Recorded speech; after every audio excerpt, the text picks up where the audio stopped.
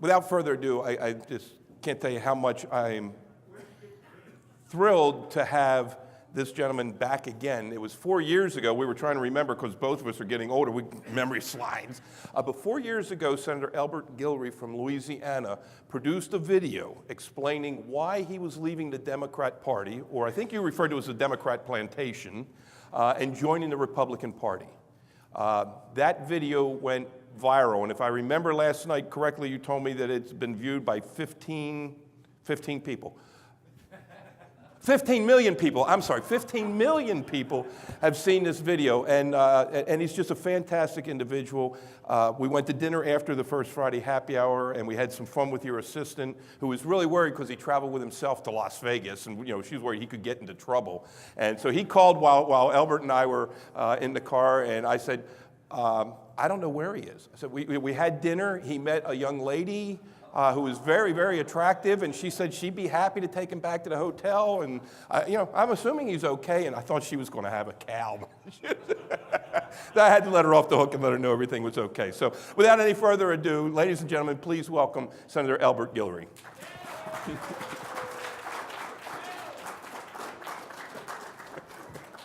Thank you. You got it.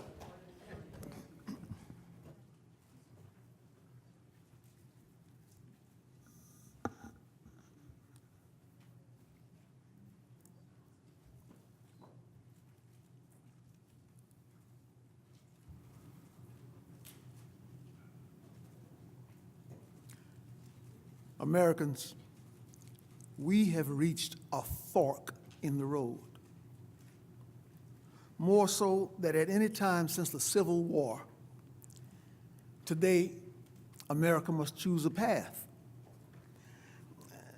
There have been other challenging moments. Depression, Reconstruction, the cultural and civil rights upheavals of the 1960s. But all of those moments pale in comparison to what we face today. Today we have to either go up Martin Luther King's mountain to Martin Luther King's mountaintop to Ronald Reagan's hilltop, or we will continue to slide down into the abyss of tyranny. That's where we are today. That's what we face today. Now, there's some great news to share. There's some things for us to celebrate today about our present choice of direction. We're in the middle of a movement. Some people call it the Trump Revolution. Certainly, our great nation stood up and said, enough. 8 years of Obama insanity woke us up, and we said, enough.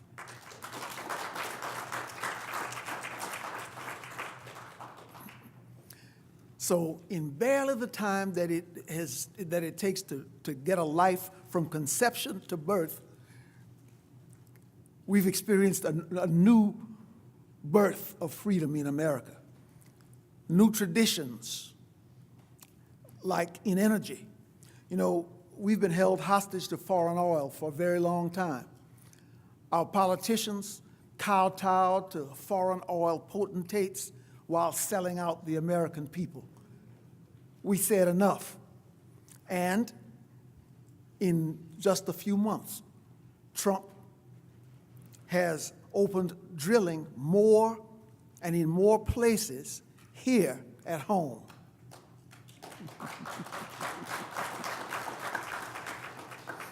And we're preparing to pipe some good North American oil from Canada through our pipelines down to our refineries in Texas and Louisiana. Trump did all of that in just 9 months. In education, after years of government interference and government experimentation, like experiments like Common Core, and like who can get into the girls' bathroom today? After all of that, America stood up and said, enough. And so now, on the Trump highway, those nutty experiments are no longer replacing reading, writing, and arithmetic. We're working to shore up the violent and failing public school system, while at the same time creating positive alternatives that can immediately educate our children. Alternatives like charter schools and vouchers. Whenever I hear the word voucher or say the word, it reminds me of that. You have to bear with me. I'm ex-Navy. You've heard the expression, he can cuss like a sailor. Sometimes I have to check my tongue to make sure that none of those nautical terms slip out.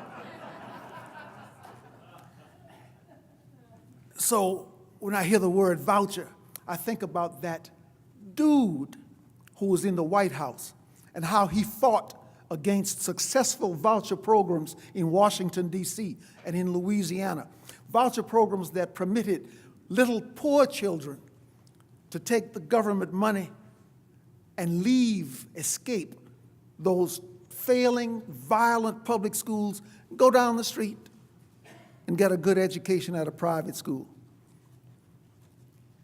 At the very moment that Tweety Bird was fighting against destroying educational opportunities for little children, little poor children, he was sending his own 2 daughters to the best private school that money could buy in Washington, D.C. I was accustomed to fighting Democrats because I'm an old warrior from the Jim Crow days. I was accustomed to fighting Democrats like the governors of Alabama, Mississippi, Arkansas, who stood in the schoolhouse doors to prevent little children from getting in. But those Democrats didn't have quite the tan that this Democrat had. We said, enough. And that example of his battling those vouchers reminds us that not every man who calls himself your brother is your friend.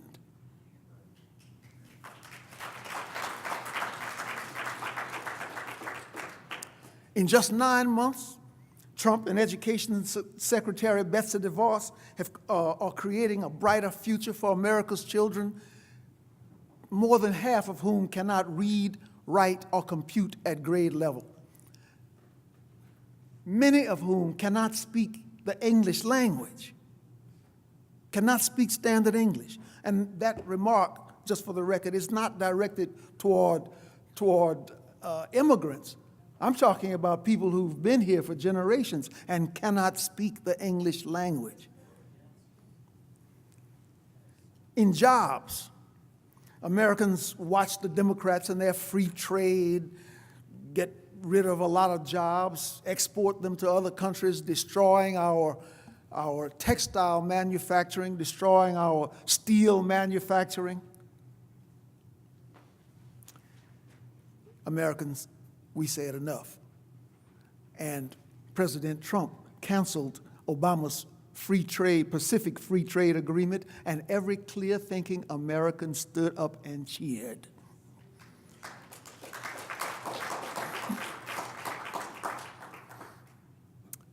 In just 9 months, Trump oversaw the creation of more than 1 million jobs.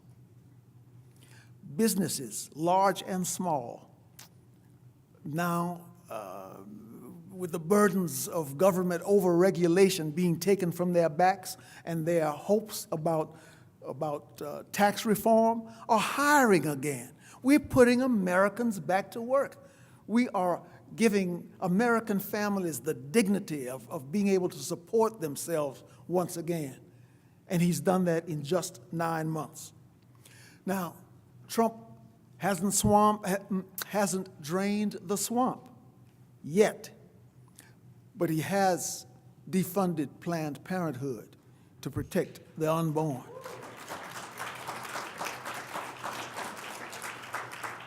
And he's made major changes at the VA to protect our veterans. I know that there are some veterans in here today, and I want you to know, every one of you, that we appreciate your service, we appreciate your sacrifices, we love you, we have your back. Republicans, conservatives have your back.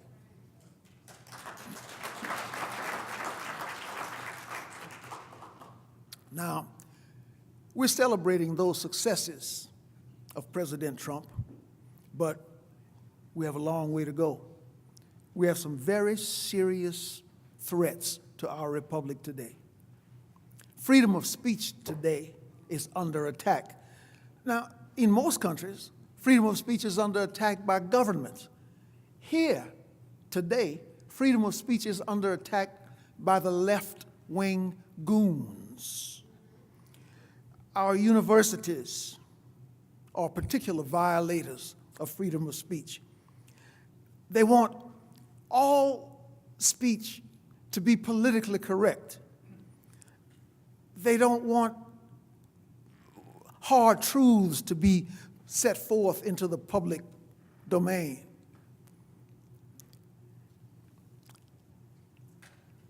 They don't want people to get offended by a few words so that someone might have to run to a safe space. We've said enough, and we've had enough of that. We must protect our freedom of speech. You know, it's a remarkable thing, ironic, really. We were talking about universities just not long ago, about 50 years or so ago. There was a young Elbert Guillory who was expelled from a university in Louisiana. In my own battles battle for freedom of speech, I was fighting against oppressive Jim Crow laws. Today, we are fighting against oppressive left-wing goons. Another danger that we face is having America and American institutions overrun by people of other nations and other cultures. I can say that because no one's going to call me a racist. Just a few years ago,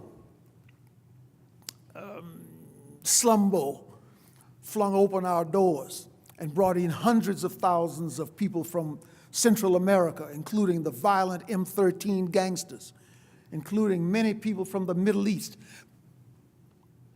The relatives of the sons and uncles that we are fighting in hot wars right now from those same places that those people came from. Look at what has happened to Europe. Look at what has happened to Great Britain. Just a couple of days ago, their 5th terrorist attack this year. Trump has brought common sense back to immigration policies, and we thank him for that.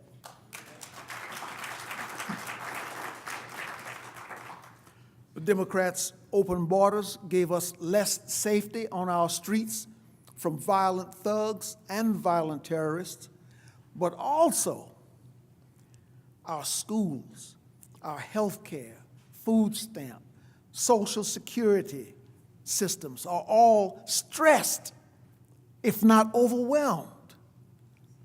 We're in danger of major cultural changes, different attitudes from people who are coming here with different feelings about family and community and work and education and God.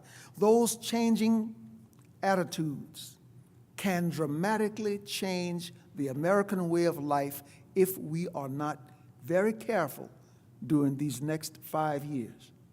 We must be very careful. Another demon which threatens us is our national debt. The last 2 presidents have driven us from solvency to $21 trillion of debt, more debt than any other nation in the history of planet Earth.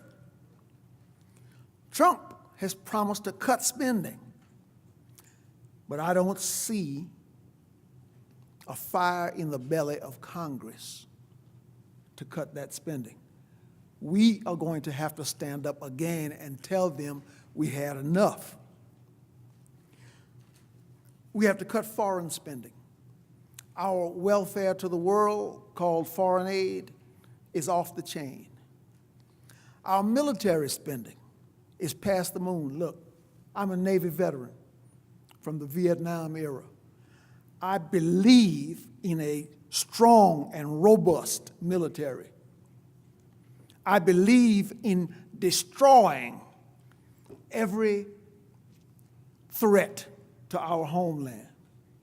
But I do not believe in sticking our nose into every nook and cranny around the world. I do not believe that we should be the world's policeman. I do not believe that we should have ground troops in 167 countries. 167 countries around the world. I do not believe that we should guarantee freedom to every little country thousands of miles away from our shores. The blood of my grandson is not worth that. They must be responsible for their futures just as we must be responsible for ours. They control their destinies just as we control ours. All of that foolish adventurism in foreign lands has cost thousands of American lives. Our sons and daughters, our brothers and sisters, broken bodies, injured minds because of foreign adventurism. My grandson's blood is not worth all of that foreign adventurism. I do not believe that your grandchildren's blood is worth it either. It's time for us to stand up again and say we've had enough. We cannot let politicians spend us into bankruptcy the way that they did in Spain and Portugal and Greece and in the former great empires of Britain, Rome, and even the Soviet Union. When we list demons which threaten our republic, let me tell you about my grandmother, Charity Mouton. When she was on her deathbed, she prayed that the Lord would remove from her path any bundles, any barriers, so that she would have a smooth road into heaven. Well, we have one big bundle in our path.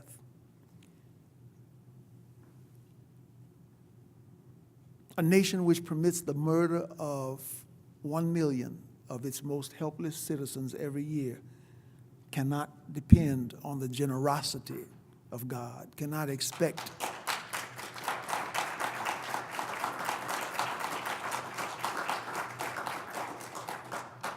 one of the biggest barriers in our path, one of the biggest bundles in our path is abortion on demand. Abortion as Plan B birth control, abortion as an alternative to abstinence. We have to stop it. We have to remove that bundle from our pathway before God will stand with us and stand behind us as he has in the past. Today I come to you as an elder warrior for America and American values. Before you and before God, I stand up for God, for family, for morality, for education, for hard work, for all of those values that made America the greatest nation on earth. Today, we are deciding what America will look like tomorrow. Today, we are forging tomorrow's America. Today, we are deciding what kind of America we are going to leave to our children and our grandchildren.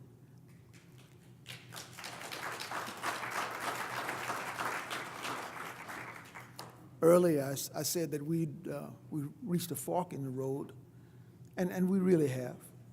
One road leads up to God and to hard work and to the values of America, and that other road leads down into bigger government, more taxes, more entitlements, more street violence. Today, we choose. We choose what America will look like. We can either take that high road or the low road. We can take the road to the right or the road to the wrong. But we have to decide. In this room, we make the decision. We will decide what we leave to our children and our grandchildren. A few minutes ago, I said that my grandbaby's, my grandson's blood is too precious to be spilled unnecessarily. We have fought, the men in my family have fought in every war that America has had. The Civil War, World War I, World War II, Korea, Vietnam, the Middle East. We've been there. We don't shrink from a battle, but that blood is far too precious to spill unnecessarily. So as we make our choice, I hope that we will choose as did Abraham Lincoln famously when he said, "This nation shall have a new birth of freedom, a rebirth, and that government of the people, by the people, and for the people, shall not perish from this earth."